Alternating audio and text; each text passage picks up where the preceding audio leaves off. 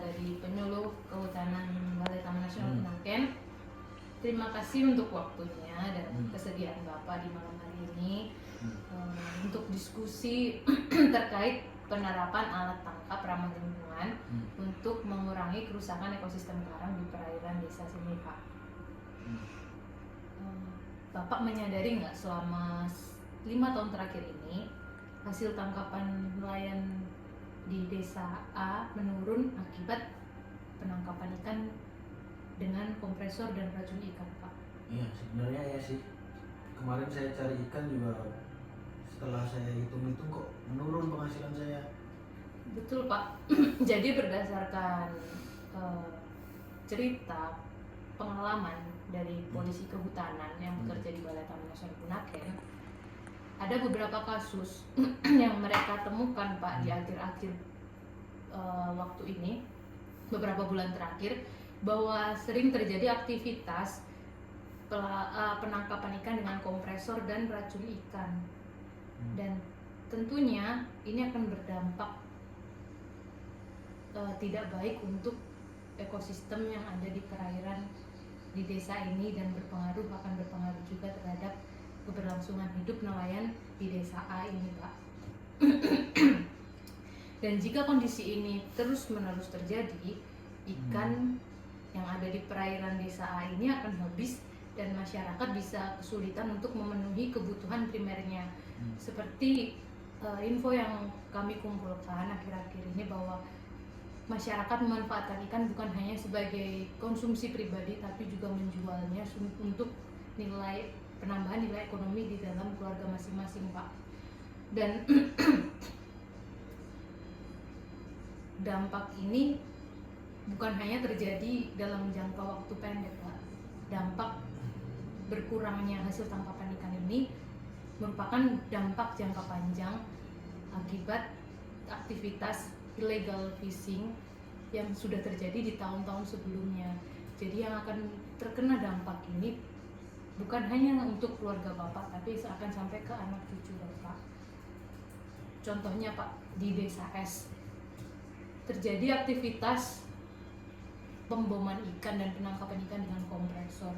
Dan sekarang terumbu karang di sana rusak dan tidak ada ikan di sana. Jadi nelayan di sana akhirnya mencari lokasi lain, dan itu berdampak juga karena mereka harus mengeluarkan usaha yang lebih besar, usaha yang lebih banyak untuk melakukan penangkapan ikan, bahkan untuk memenuhi kebutuhan mereka saja.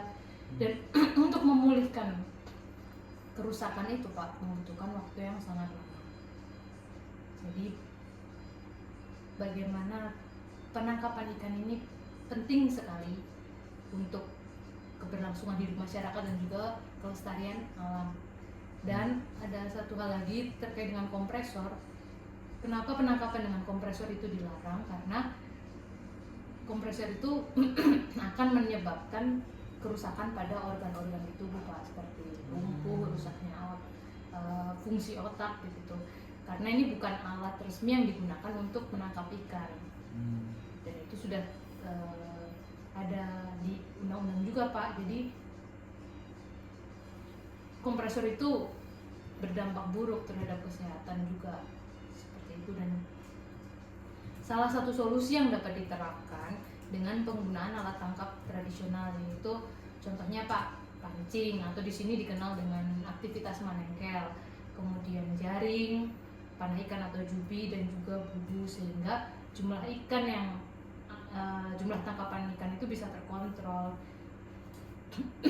Dengan penggunaan alat tangkap ikan yang ramah lingkungan itu, Pak, itu akan memberikan kesempatan kepada anak-anak ikan untuk tetap mereka bertumbuh menjadi ikan yang sesuai size-nya untuk dikonsumsi, sesuai ukurannya untuk dikonsumsi. Ketika menggunakan racun ikan, anak-anak ikan itu juga akan mati, Pak. Jadi untuk stok selanjutnya akan sulit karena akan menunggu proses pembesaran ikan lagi gitu.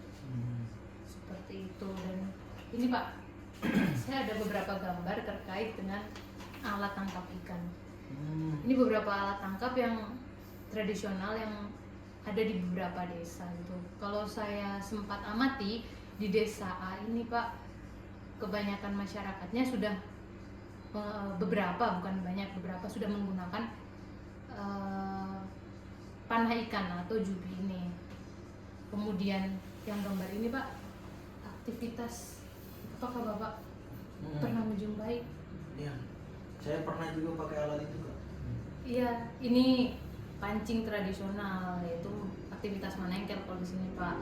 Terus kemudian penggunaan bubu atau perangkap ikan tradisional ini juga melindungi ekosistem karang karena dia tidak dilakukan dengan merusak ekosistem karang.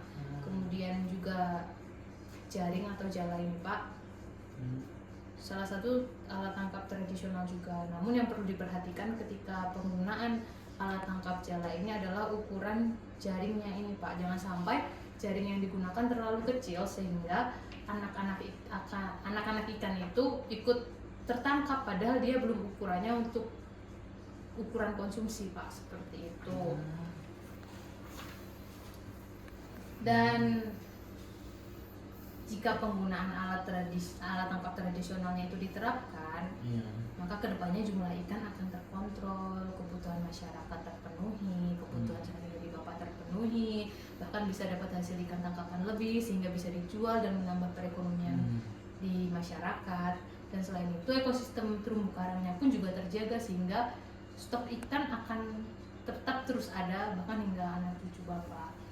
Apakah Bapak setuju bahwa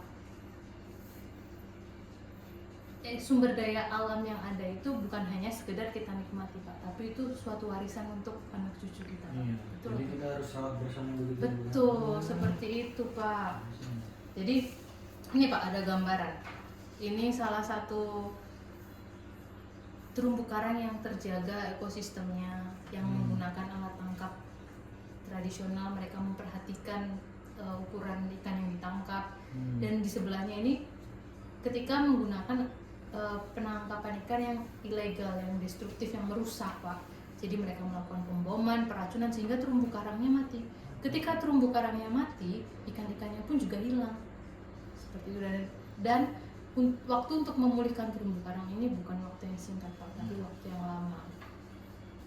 Jadi sama-sama mari kita jaga ekosistem terumbu karang ini, ekosistem perairan ini supaya tetap lestari dan bermanfaat untuk masyarakat di desa ini Pak. Kalau dari kelompok Bapak, apakah bisa ini mulai minggu depan menggunakan alat tangkap tradisional sesuai yang tadi saya tunjukkan dan mulai mencatat hasil tangkapannya secara rutin Pak? Mari kita sama-sama menyusun jadwal Pak, dan sama-sama menyusun komitmen supaya sama-sama apa yang kita diskusikan pada malam hari ini Pak tidak hanya berakhir begitu saja, tapi bisa dilanjutkan dengan aksi nyata. Baik. Baiklah Pak, nanti akan saya bagikan lembar komitmennya, mohon diisi. Terima kasih Pak untuk waktunya. Selamat malam.